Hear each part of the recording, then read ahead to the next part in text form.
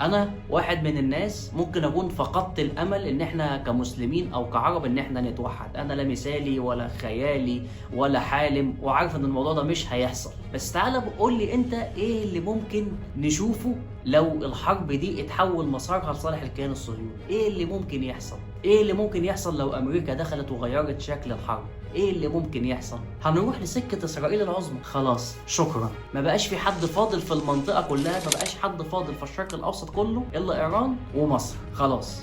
طيب هل مصر هتقدر تقف قدام الكيان الصهيوني واسرائيل لوحدها؟ لا. طب هل ايران هتقدر تقف قدام الكيان الصهيوني وامريكا لوحدها؟ برضه لا. وعلى الرغم ان لو هي وقفت وصمدت، سواء كانت ايران ولا مصر، وقفت وحاربت لحد اخر وقت، هتقولوا برضه تمثيل. هيقولوا برضه كل واحد بيحارب عن ارضه وبيحارب عن مصالحه الشخصيه.